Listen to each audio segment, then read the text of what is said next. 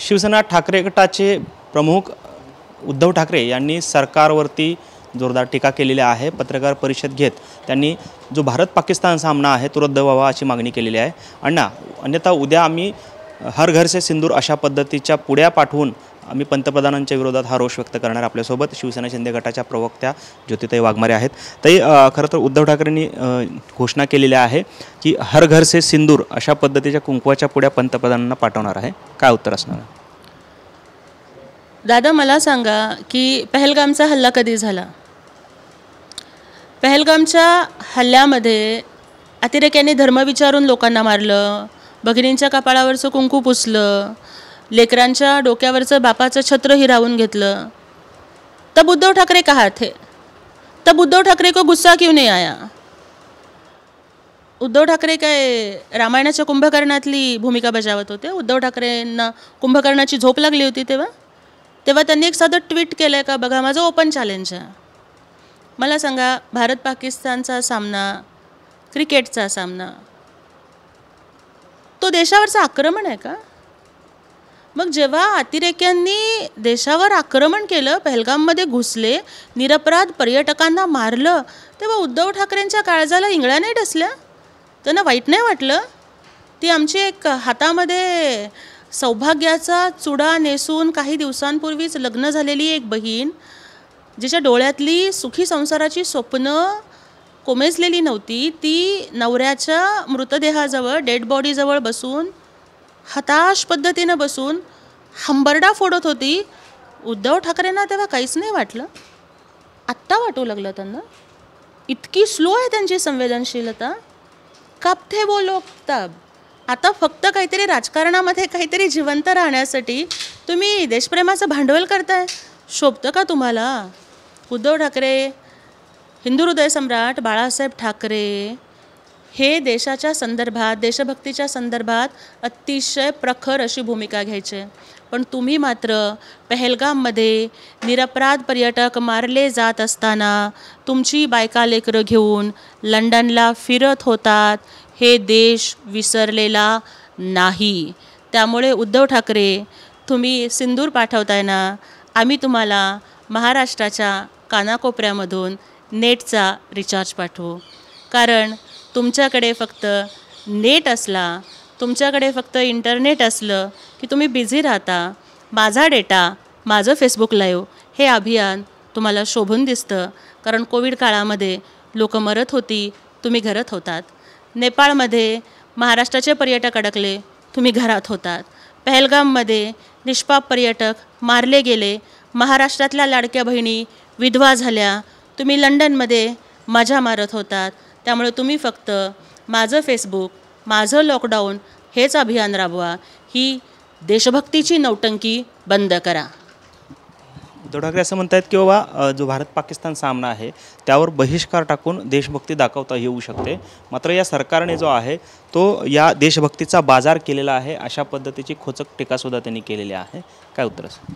हे बघा, पाकिस्तानची टीम ही भारतात येऊन हा सामना खेळत नाही आहे, किंवा तो जो भारत पाकिस्तानचा क्रिकेटचा सामना आहे तो एका आंतरराष्ट्रीय टुर्नामेंटचा भाग आहे। मग उद्धव ठाकरेंना काय वाटतं की आपण पाकिस्तानला बाय देऊन टाकायचं, म्हणजे पाकिस्तानने जिंकावं आणि पाकिस्तान त्या स्पर्धेमध्ये पुढं निघून जावं, असं उद्धव ठाकरेंना वाटतंय का? उद्धव ठाकरे अलीकडे पाकिस्तानचे प्रवक्ते झाल्यासारखे का बोलत आहेत? उद्धव ठाकरे हे राहुल गांधी गँगचे मेंबर झाल्यापासून उद्धव ठाकरेंची, उबाठाची आणि संजय राऊतांची पाकिस्तानमधली पॉप्युलॅरिटी ही खूप वाढलेली आहे। त्यामुळे अलीकडे ते आणि त्यांचे प्रवक्ते हे पाकिस्तान फॅन क्लबचे मेंबर झाल्यासारखे बोलत आहेत। देशाची क्रिकेट टीम असेल किंवा देशाचं सैन्य असेल, पाकिस्तानला धडा शिकवायला खंबीर आहे। पाकिस्तानला त्यांच्या भूमीमध्ये जाऊन त्यांचं कंबरडं मोडायचं काम हे भारताच्या सैन्य दलानं केलेलं आहे। तेव्हा मात्र हेच लोक हे चेष्टा करत होते। त्यांची आता कुठली देशभक्ती? ही बेगडी देशभक्ती, नाटक आहे हे त्यांचं। खरं तर संजय राऊत असं म्हणतात की जे नेपाळमध्ये जी परिस्थिती उद्भवली ती भारतात उद्भवू शकते। त्यांनी काही नेत्यांच्या ट्विटसुद्धा केलेल्या आहेत, जे देशाच्या अर्थमंत्र्यांना त्याच्यामध्ये टॅग केलेला आहे। नक्की संजय राऊतांना काय सुचवायचं आणि कशा पद्धतीनं ही भूमिका म्हणजे आपली काय त्यावरती प्रतिक्रिया आहे, ही भूमिका योग्य आहे का? हे बघा, भारतामध्ये लोकशाही आहे, नेपाळमधल्या अर्थमंत्र्यांना तिथे लोक मारतानाचा फोटो ट्विट करून संजय राऊत तुम्ही निर्मला सीतारामन यांना टॅग करताय. तुम्हाला नक्की काय सुचवायचं आहे? तुम्हाला नक्की कुणाला धमकी द्यायची आहे? भारतामध्ये नेपाळसारखी परिस्थिती निर्माण होईल हे जेव्हा संजय राऊत म्हणतात तेव्हा भारतामध्ये अनागोंदी माजावी, भारतामध्ये अराजक निर्माण व्हावं असं तुम्हाला वाटतंय का? की म्हणजे ह्यांना सत्ता नाही मिळाली, देशामध्ये मोदीजी पंतप्रधान झाले, महाराष्ट्रामध्ये एकनाथजी शिंदेसाहेब यांच्या नेतृत्वाखाली महायुतीनं 200पेक्षा जास्त जागा घेऊन थम्पिंग मेजॉरिटी मिळवली म्हणून तुमचा इतका जळफळाट होतोय की तुम्ही देश पेटवायला निघालात? म्हणजे सत्ता नाही मिळाली म्हणून ह्यांच्या बुडाला एवढी आग लागली की हे लोक देश पेटवणार, हे लोक देश तोडणे की राजनीती करेंगे.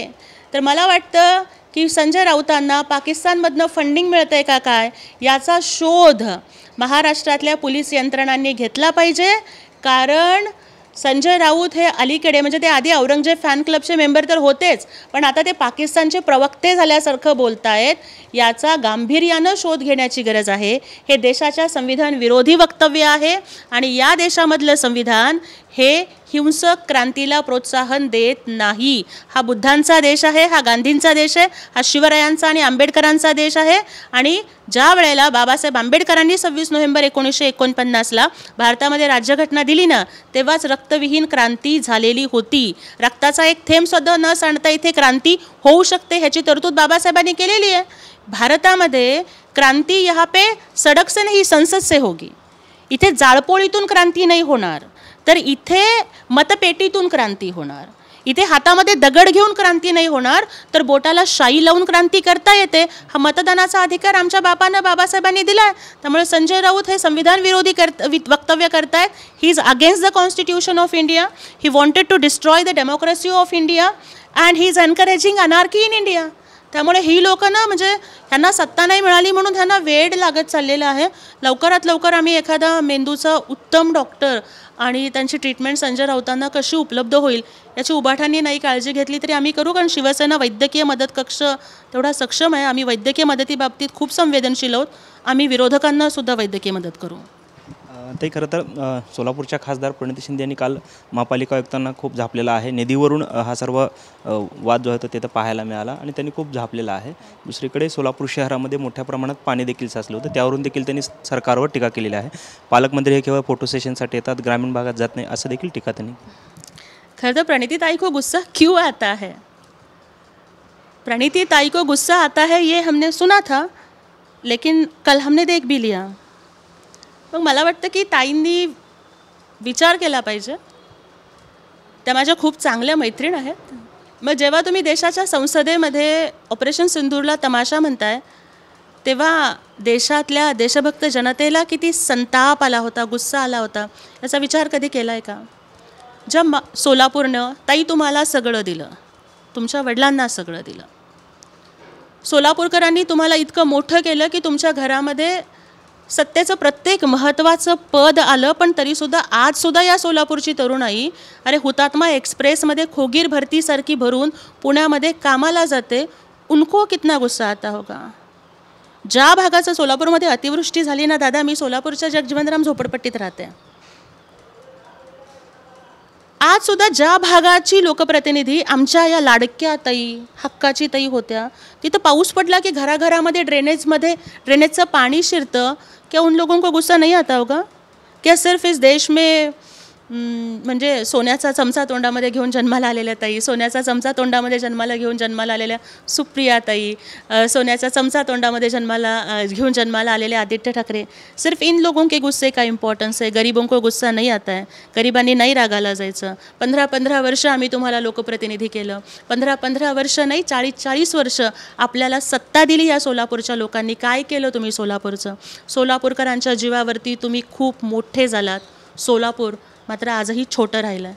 आजसुद्धा या सोलापूरला एक मोठं खेडं म्हणलं जातं. याचा प्रत्येक सोलापूरकरांना कधी राग येईल ना याची मी वाट बघते आहे. या होत्या ज्योतिताई वाघमारे आणि त्यांनी प्रणिती शिंदे असतील किंवा उद्धव ठाकरे यांच्यावर सडकून टीका केली आपल्याला पाहायला मिळते. कॅमेरामन विनोद उमनाबादकरसह सागर सुरवसे, TV9 मराठी, सोलापूर.